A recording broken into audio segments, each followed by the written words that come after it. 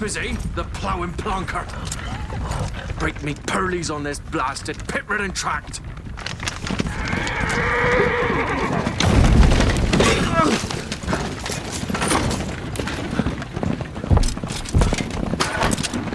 Where's fear on dry road? Aye, the devil's out there! Just running from!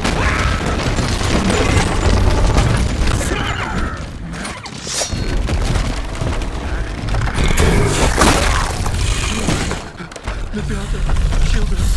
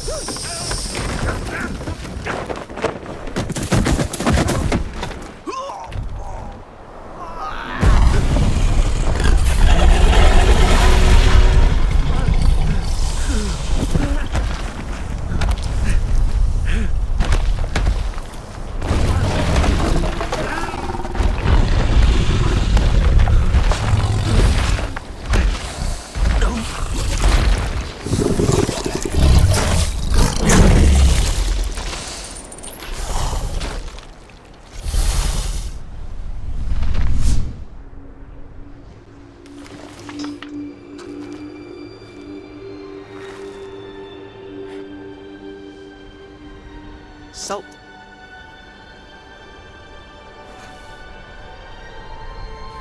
Almost had me fooled, Fruin.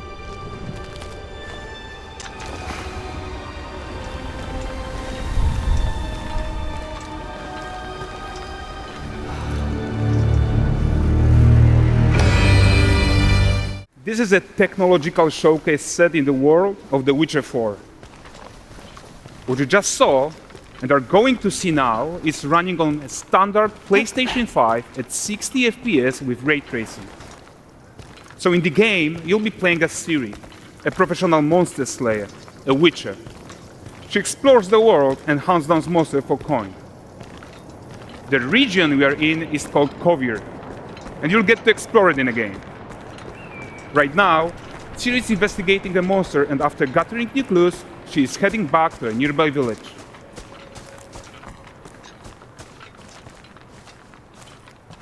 All right, everyone, meet Kelpie. Let weeds be weeds, Kelpie. So just like Geralt had Roach, Ciri has her own loyal companion. We return to town. These two characters need to feel like one. Since you're gonna explore the world on horseback, riding needs to feel seamless, natural, and just fun. Yeah, and to support that, we're introducing multi-character motion matching in Unreal. So Ciri and Kelpie, they're perfectly synchronized when mounting from any angle and speed. And we also support root motion movement on Kelpie, so controlling her feels realistic and grounded. And there are also some really nice improvements to our Unreal Chaos Flesh Solver and these machine-learned deformations. So you've got realistic muscles moving and stretching under Kelpie's skin without compromising the performance there.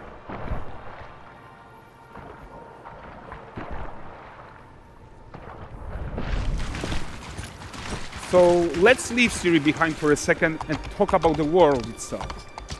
So much of the Witcher world is natural, organic, especially Kovir with its dense forest and wild nature. Yeah, and wild nature is hard. And with nanite geometry, we've freed artists from so many of their old constraints. But we don't want to rest until everything we do in Unreal has that same spirit of freedom. There's always more work to do. And foliage is a huge piece of that puzzle. So we are excited to introduce nanite foliage. And in order to achieve gorgeous foliage density everywhere, while still being memory efficient, fast to render, we believe that a new idea was needed. So instead of the same card approach we've been using for the past 20 years, artists should be free to take a nanite approach to foliage, modeling every single leaf and pine needle. And the old LOD tricks of the past, they needed a complete rethink. And in their place, it's a new adaptive voxel representation in nanite. It's volumetric, it's fully 3D, it is super fast to render. And these dense clusters of triangles turn into these cubes, which at a distance, they're no larger than a pixel, And they react to the changing light of our dynamic sun and our shadows, and they allow artists to render whatever amount of foliage is needed to achieve their vision without compromise. And no compromise means how ambitious we are when it comes to bringing our vision to life with incredible visuals. But more than that, together with Epic, we created faster way to load the world. We can now bring in more content more quickly for the smoothest possible experience as we fly down to catch up with Siri.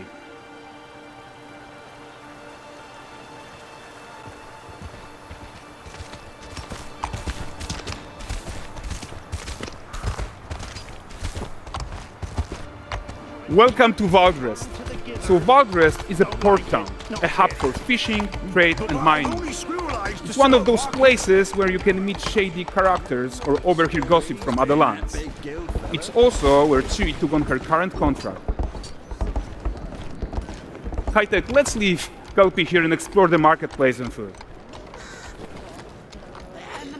I'm so excited we can finally show you some of this stuff. Let's see what Vrest has to offer. Not her again. Not even at the land Exeter Fair! Now, 9 gazes while I present him with a fish. For the furry rascal will often wait, and the fair's weight grants good fortune.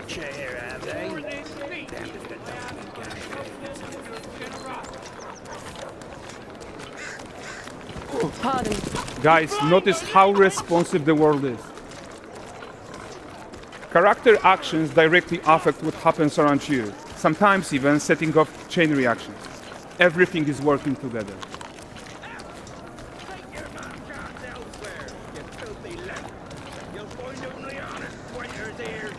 Oh, look at this poor gentleman being taught how to fly by an angry innkeeper. That's what happens when you cheat at Gwent. Last of it, is it? Ready to wait. Jingling the purse.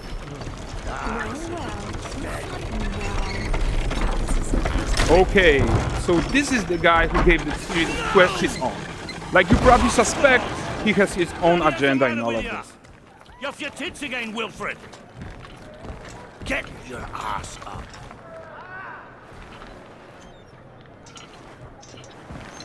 A typical day's toil. Who in? With Chures. What news of my wagons? No eternity is taking that damn salt to arrive. I found them. And, well, suffice to say, they'll not reach you. As for the salt, I found not one speck. I presume this comes as no surprise to you. Now. Kavir's smuggling trade is of no concern to me. Shush, shush, shush. The manticore that flattened your cart and devoured your men? Quite the opposite. Manticore? No, them winged hellspawn dwell in the arse end of Creighton. Not here. While Ciri decides what to do about that merchant, let's take a look at the character technology that powers this marketplace. Why don't we listen in on these fishmongers? They're selling their wares, chatting up customers. Morning catch this is. Won't find none fresher. Reckon you ladies after one of them. Course. Get this cleaned and gutted for you. You mind, dearest? Into seeing something more. Got mackerel, cod, all Brexit's finest. And there is tons of tech to play here, even in this simple market stall. Metahuman tools, improved Unreal smart objects, chaos cloth, and more. Yeah, and all of this exists to make sure that the gap in quality between Ciri and NPCs is as small as possible. Yeah, and closing that gap, it's not just about fidelity, right, but also authenticity. They should react to changes in the world around them. But the prisoner in pillory isn't exciting enough for Vrest. Let's grab everyone's attention with a circus.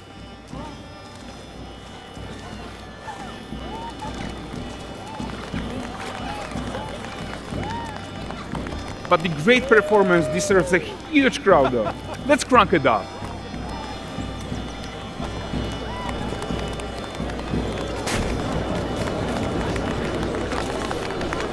So you are seeing tons of optimizations here to many of Unreal systems, including an entirely new Unreal animation framework, allowing us to fit easily in our 60 FPS budget, not just in rendering, but also with room to spare on the game thread. Over 300 animated skeletal mesh agents all going about their business. And the whole point is to leave breathing room for developers like you to introduce the gameplay and the systems that your players expect, empowering you to make your worlds come to life without Unreal standing in your way. You are right, and that's the open world RPG that we're making. But before we wrap up, how about one final check-in with Siri?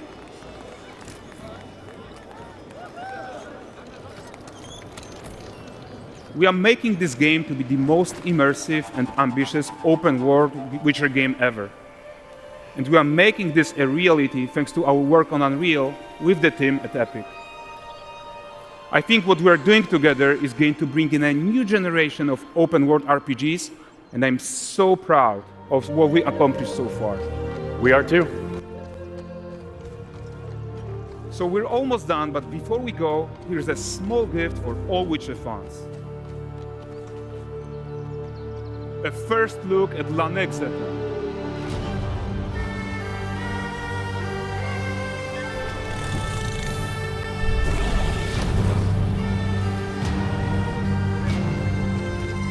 Onward, Kelby. We've worked.